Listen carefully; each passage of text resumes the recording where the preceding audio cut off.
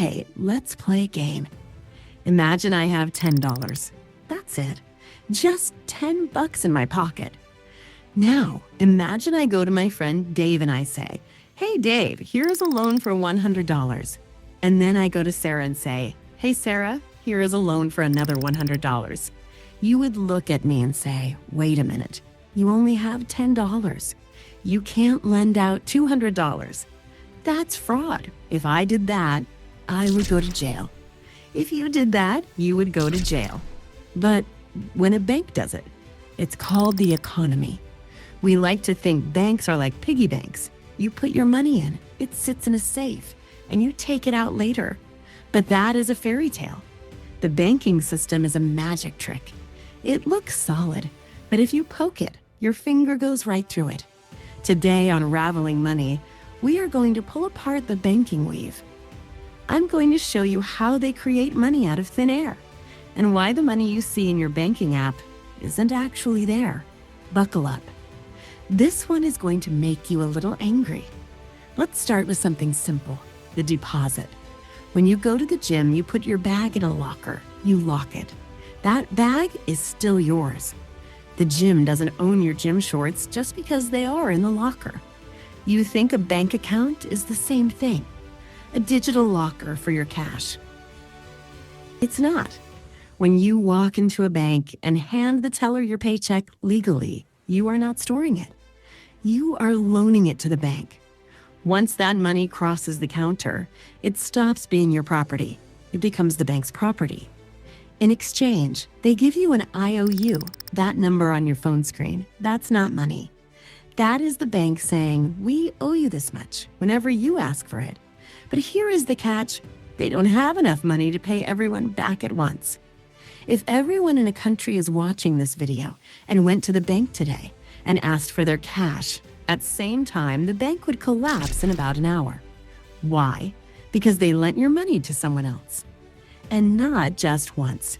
They lent it out 10 times.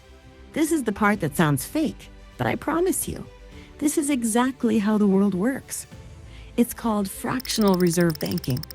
Fractional just means they only have to keep a tiny fraction of your money in the vault, usually about 10%, or sometimes even 0%. Let's watch the magic trick. Let's say you deposit $1,000 into the bank. The bank keeps $100 in the vault, that's the reserve. Then they take the other $900 and lend it to Bob so he can buy a used car. Bob takes the $900 and gives it to the car dealer. The car dealer takes that $900 and deposits it into his bank. Now, watch this. The car dealer's bank keeps $90, 10%, and lends out the other $810 to Sarah for a renovation.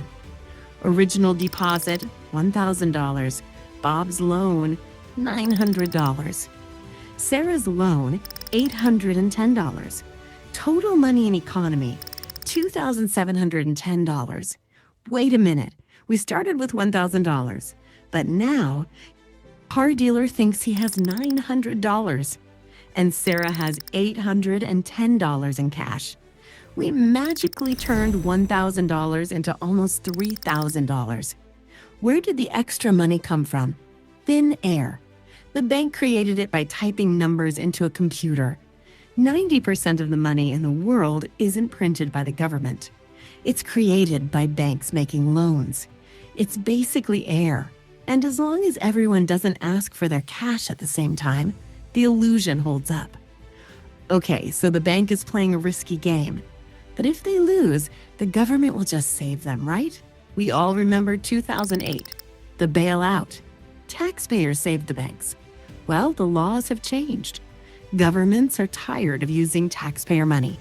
So next time, they plan to use a bail-in. Imagine a ship is sinking. A bailout is when a helicopter comes and drops sandbags to plug the hole. A bail-in is when the captain grabs your suitcase and shoves it into the hole to stop the leak. This actually happened in Cyprus a few years ago. The banks failed, and regular people woke up to find that the money in their accounts was gone. The bank took a chunk of their deposits to pay off the bank's debts, and it was legal. Why? Remember segment 1? It's not your money. You are an unsecured creditor. If the bank goes down, you are just another person they owe money to, and you are last in line. Okay, take a breath. I'm not telling you to go stuff your cash in a mattress. Mattresses catch on fire, but you need to understand the risk. You are trusting a system that is literally full of holes. This is why we talk about raveling the system. You want to hold assets that have no counterparty risk. If I hold this gold coin, I don't need a bank to promise me it's worth something. It just is. If I own land, I don't need a computer to tell me it's there. Now I know what you're thinking. I'll just buy Bitcoin. That solves everything. It's the future of banking. Or is it? In the next video, we are going to look at the digital trap.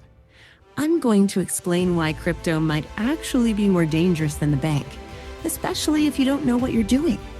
Billions have been lost, passwords forgotten, hacks. It's not the safety net you think it is. Be your own bank, or at least watch your back. See you in the next video.